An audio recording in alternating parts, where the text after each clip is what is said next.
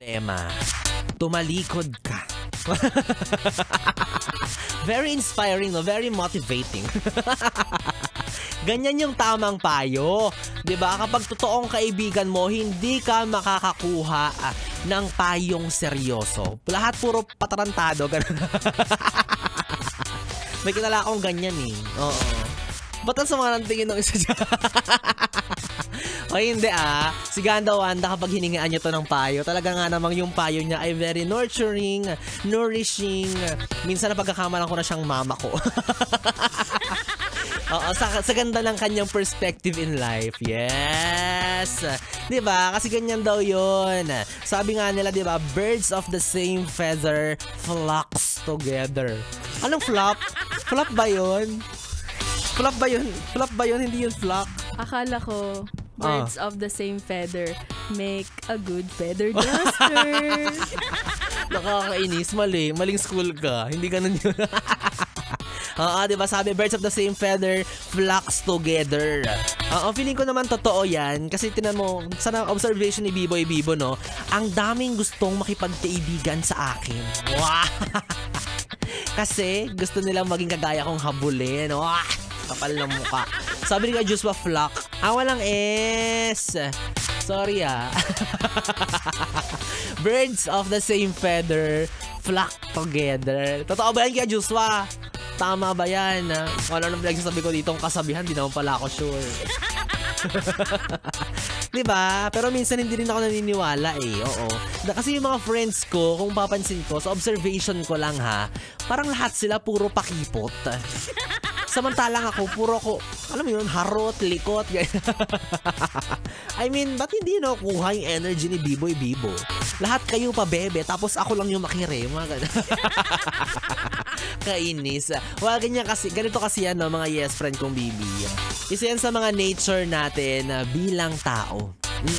Yung ma-adapt yung environment. So may tendency tayo na i-portray natin or imitate natin yung mga characters na nakikita natin sa mga kaibigan natin, 'di ba, sa surroundings natin, sa family members, at kung sino-sino pa na madalas nating sinasamahan. Kaya minsan unconsciously we're becoming just like one of them, 'di ba? Ganun yung explanation doon. Pero ikaw, yes friend, if aware ka naman siguro, minsan talaga merong hindi magaganda ang gawain yung mga kaibigan mo, mga lulong sa bisyo, diba? Minsan may mga practices sila and paniniwala sa buhay na medyo hindi tama, diba? Ikaw naman yan, choice mo naman yan, oo. It's okay to cut them off kapag feeling mo hindi pasok sa standards mo or sa principles mo in life yung mga ginagawa ninyo as magkakaibigan, 'di ba? Lalo na if ayaw mong ma-associate as one of them. Kasi nga 'di ba sabi nila, birds of the same feather flocks together. Alam nga naman mag-flock kayo together kung ayaw mo maging kagaya niya, 'di ba? O example, halimbawa may kaibigan kang hindi pala toothbrush niya, kadiri. 'Di ba? Kaya mabaho yung bunganga. Naku, iwan mo na siya lalo na kung mahirap ka ng nahihirapan ka ng huminga. Iwanan mo na siya, sige na. Cut off mo na yan, char.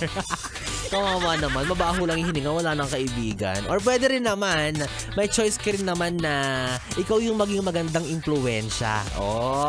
Diba? Turuan mo siyang mag-toothbrush or much better, sipilyuhan mo siya. Ikaw mag-toothbrush mismo sa kanya. Ako personally, mga yes friend kong Bibi, may iba-iba din talaga akong set of friends and masasabi kong iba-iba rin yung behavior ko. Depende sa mga kasama ko. Kaso minsan, ang hirap na rin kasing mag-adjust.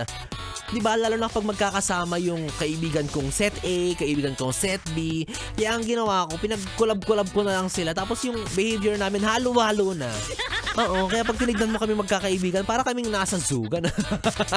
Parang nasa Malabon or Manila Zoo. Parang pinag-collab ko sila. Oo. And ako, speaking of friends, friendship, trapahan, barkadahan, ikaw ba, yes friend kong Bibi? Minsan ka na bang nahulog sa isang tao na dapat ay kaibigan mo lang? Ay, controversial ang katanungan. 'Di ba? Ang usapan tropahan lang. Bakit sinunggaban mo naman? Sabi ni kaya Joshua, opo. Ay, name reveal. Friend reveal kaya Joshua kung sinong kaibigan niyan na na iyong napusuan at iyong naibigan at iyong minahal? Minahal agad. O diba, hindi naman minsan may iwasan yan kasi ang tendency natin minsan sa mga kaibigan natin caring tayo. Ganyan, diba? Masyado tayong close, clingy. And yung iba sa kanila masyadong marupok, masyadong assuming, binibigyan ng meaning, nahuhulog na pala sa'yo, diba? Samantalang ikaw, masyado ka rin kasing pa-fall, kaya hindi niya naiwasan na nahulog nga rin talaga siya sa'yo. Bahala kayo dyan. Kayo naman na magkaibigan, kayo ang mag-usap. Well, anyways, yes, friend, kung bibiyak ka ng iyong kapiling, DJ B-Boy Bibo para sa ating BB Time hanggang mamayang alas 12. Kaya naman, yes, friend, abangan mo ang mga susunod pa nating usapin. Pero sa ngayon, tuloy-tuloy mo na ang ating tugtugan. Dito pa rin at dito ka lang sa istasyong No Problem, ang 101.1 Yes FM.